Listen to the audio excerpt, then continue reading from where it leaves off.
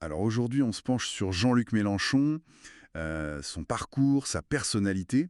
On s'appuie sur une analyse vidéo qui, bon, le dépeint comme quelqu'un d'assez complexe, non? Souvent comparé à Mitterrand, avec pas mal de controverses aussi. L'idée, c'est de comprendre un peu les éléments clés de sa carrière, et puis les critiques qu'on entend, comme celle de Raquel Garrido au début de la source. Oui, c'est important de revenir sur le parcours pour saisir un peu le personnage. Il est né à Tanger en 51, famille pied noir, arrivé en France en 62, et le vrai déclic politique, ça semble être mai 68. Ah oui, il était lycéen à ce moment-là. Exactement. C'est là que l'engagement commence vraiment intensément. Un engagement qu'il mène, après les études de philo, de lettres aussi, je crois, Oui, oui.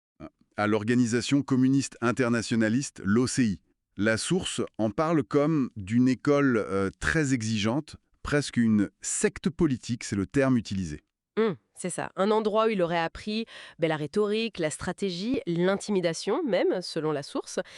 Une étape clé avant d'être prof, mais très brièvement. D'accord. Et puis, le grand virage, le Parti socialiste en 76. Tout à fait. L'ancien trotskiste qui devient mitterrandiste. Et ça va vite pour lui. Ah oui, Il monte les échelons dans l'Essonne, il entre en franc-maçonnerie en 83, ça revient souvent ça, oui, on en entend parler. et il devient un sénateur dès 86, très jeune. Il participe même à un truc, la Nouvelle École socialiste, présentée comme une manœuvre contre Rocard en fait. Déjà stratège, quoi. Oui, on sent une capacité d'adaptation tactique assez forte. Et cette adaptation, on la voit aussi dans ses positions Koffel. Je pense à Maastricht, par exemple. Justement, Maastricht, 1992. Il vote oui, comme Mitterrand. Logique de parti, peut-être. Mais quelques années plus tard, en 96, il dit regretter ce vote. Il le renie publiquement. Ah oui, quand même. C'est un exemple assez frappant de cette tension entre la loyauté, le pragmatisme et puis les convictions affichées. Après la défaite de 93, il se rapproche même de Rocard, tiens, alors qu'il le combattait avant. Intéressant. Et après, les relations avec Hollande, c'était pas simple non plus. Non, pas du tout, très tendu. Et sa nomination comme ministre délégué en 2000, la source l'interprète un peu comme une façon de le neutraliser au sein du PS. Un parcours au PS qui se termine par une rupture, donc. En 2008. Oui, après des années de lutte interne, il finit par claquer la porte. Et là, il crée ses propres structures. D'abord le parti de gauche, puis il s'allie avec le PCF pour faire le Front de gauche en 2009. Et les présidentielles ensuite.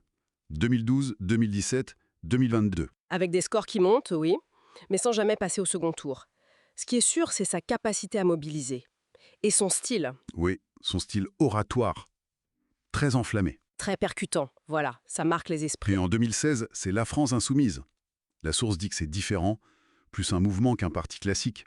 C'est-à-dire, En apparence, c'est plus souple, mais l'analyse pointe une organisation très très centralisée autour de lui. ah, Et l'idée que ceux qui ne sont pas d'accord, ils sont écartés. Certains y voient un lien avec la discipline de l'OCI, peut-être. ouais. Et il y a eu cet épisode de la perquisition en 2018. Oui, la fameuse scène « La République, c'est moi ». Une phrase qui est restée et qui est souvent utilisée pour illustrer une certaine vision du pouvoir, quoi. Et plus récemment, il y a eu pas mal de controverses, des tensions internes fortes chez LFI. Oui, notamment l'affaire Adrien Quatennens, sa condamnation pour violence conjugale et le soutien que Mélenchon lui a maintenu. Ça a créé une vraie onde de choc. Des figures comme Garrido, Corbière, Autain, Ruffin, ils ont critiqué et d'après la source, ils ont été un peu purgés de la direction ensuite. Purgé carrément. C'est le terme employé dans l'analyse. Et les alliances, la NUPS, puis le Nouveau Front Populaire, sont décrites comme des coalitions un peu de circonstances, qui masquent mal les divergences. Sans parler des critiques sur ses positions sur certains sujets. Oui, le Hamas, la laïcité, ça revient souvent, ou son admiration pour certains régimes en Amérique latine, comme le Venezuela, Cuba, ça fait partie des critiques récurrentes. La source mentionne aussi un livre, La Meute. Oui, un livre apparemment paru en 2025 qui le décrirait comme un autocrate, et LFI comme un mouvement cadenassé avec un culte du chef. Sofia Chikirou y serait décrite comme la terreur de la maison. D'accord. Alors, si on résume ce portrait vidéo, qu'est-ce qui en ressort principalement? C'est le portrait d'un tribun, ça c'est sûr. Un stratège politique indéniable qui s'est galvanisé, mais aussi une personnalité décrite comme autoritaire, parfois changeante dans ses convictions et qui centralise énormément le pouvoir. La source insiste beaucoup sur ce décalage possible entre l'image démocratique affichée et une pratique interne jugée très verticale. Une figure complexe, donc. Oui, complexe et qui divise énormément, clairement. Et ça nous laisse peut-être avec une question pour la fin.